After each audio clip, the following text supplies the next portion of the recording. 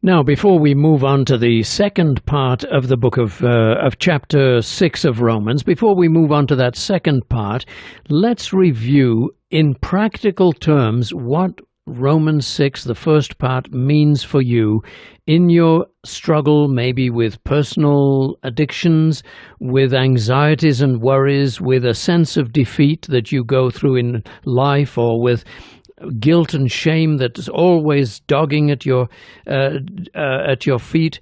Let's look at that from a practical point of view now. Colin Cook here, and how it happens. We want to explore the gospel together because we need good news in our hearts every day, every moment, in order not to be overwhelmed by all the bad news in the world as well as in our brains and in our minds. The good news lifts the spirit. The good news motivates us. The good news gives us a new identity, a sense of who we are in Jesus Christ. And that enables us to cope with the world around us and in us. So, what has this all meant for you, this first part of Romans chapter 6? Well, look, suppose you're struggling with, let's say, alcohol.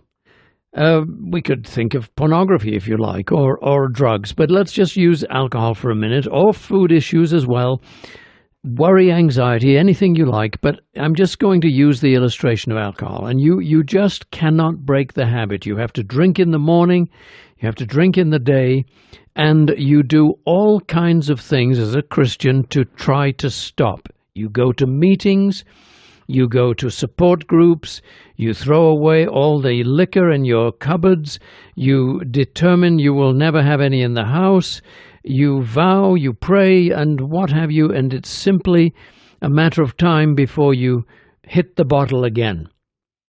Now, you're going to think that your major problem is alcohol. And you're going to try to fight that tooth and nail. And the more you fight it, and the more you get defeated, then the more you feel that you are not a serious Christian, or that God is not pleased with you, or you could be lost ultimately if you don't lick this thing. And on that kind of anxiety goes. It is, in fact, a cycle of addiction itself. And that's what I want to talk to you about right now.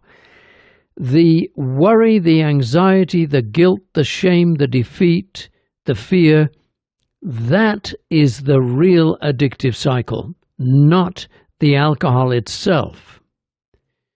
That's a stunning idea if you grab a hold of it, that you're fighting the wrong battle. You're fighting alcohol when you need to be fighting the state of mind that creates the urge for alcohol in the first place. To put it another way then, you are using the flesh to overcome the flesh. Now, what is the flesh?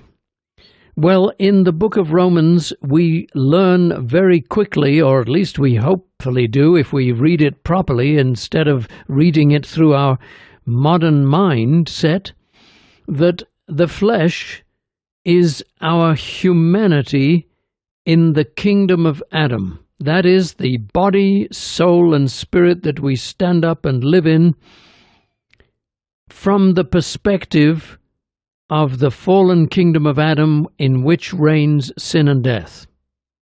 That's the flesh.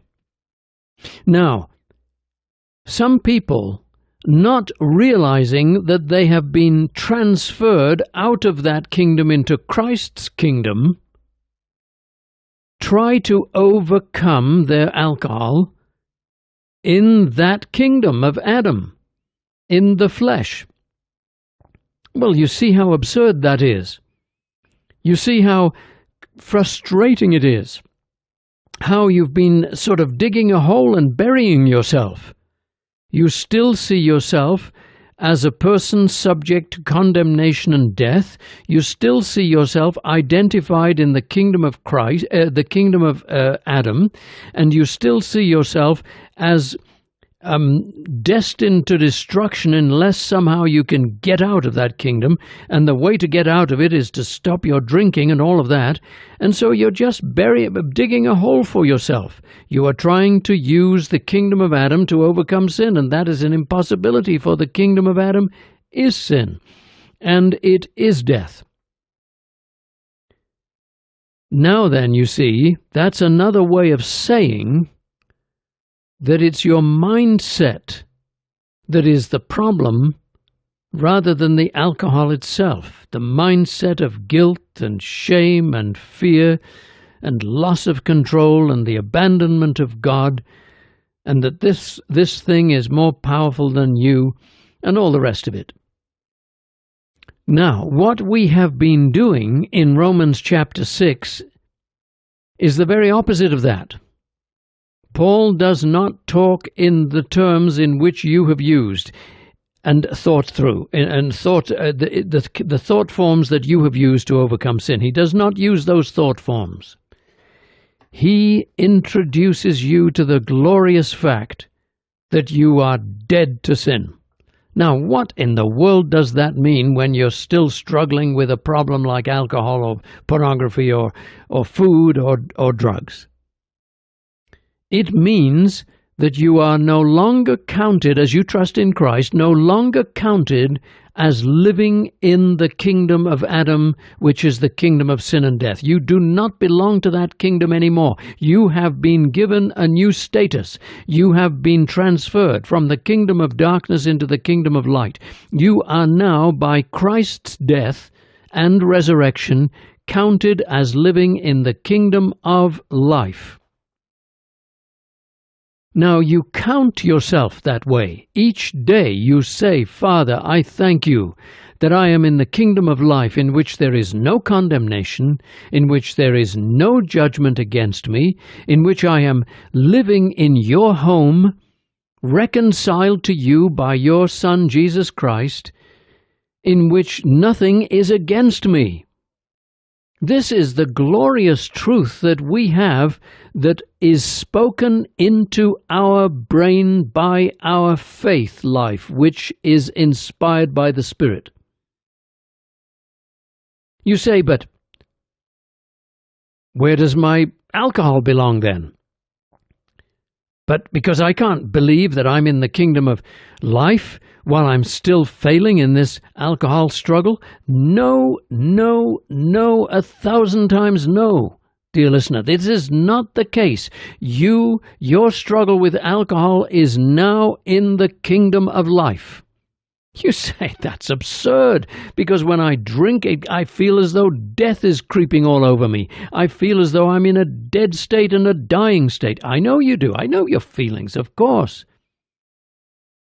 But you are to say, in defiance to all your senses, Father in heaven, though I have this struggle, I thank you that it is now in the kingdom of life. I praise you that there is no condemnation in this kingdom of life. The judgment has been ended. I am dead to sin, that is, dead to the kingdom of Adam, where death and sin reigns, and this alcohol issue problem does not reign over me. It does not reign over me. Listen to me. It does not reign over me. You say, this is astonishing. Dare I say that? Of course you dare. Not only dare you, you must. That is the faith life. You say, well, what happens if I drink today and get drunk and have a hangover tomorrow morning? You must affirm that though you have sinned, that sin state and the kingdom of Adam, in which reigns sin and death, does not reign.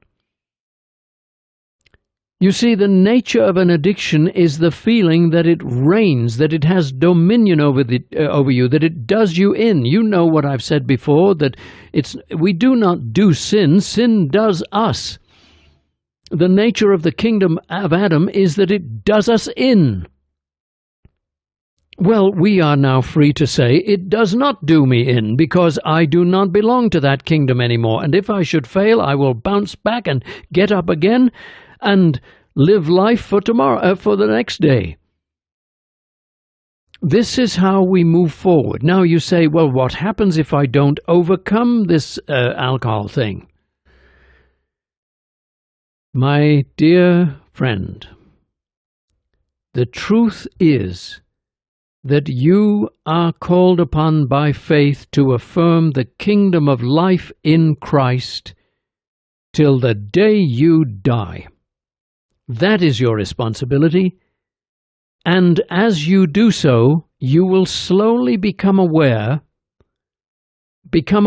you understand, not know, but become aware that this habit of yours that you always thought was an addiction is not an addiction anymore, or that it is fading away.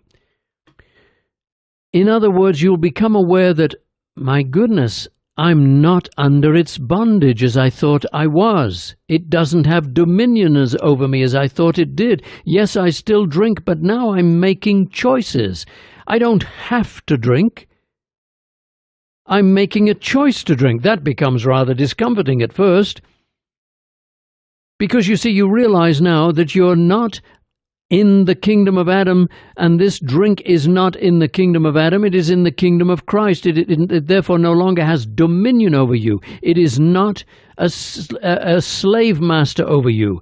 And therefore, you subtly, over a period of time, whether it's days, months, weeks, or years, you begin to realize you are making choices. Because you're in the kingdom of Christ, in which you are freed from sin. And then that does not become such a scary thought after all. Oh, I'm making a choice.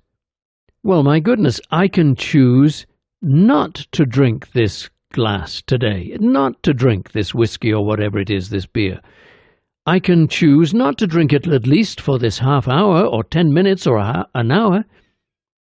I thank you that I'm freed, dear Father. And this is how it happens. This is how you grow. Do you see what I'm saying? These are the psychological implications of the beautiful biblical truth of what Jesus has done for us on the cross in setting us free from the kingdom of Adam, so that he can tell us, you died to that kingdom now in me, and now you live in my kingdom.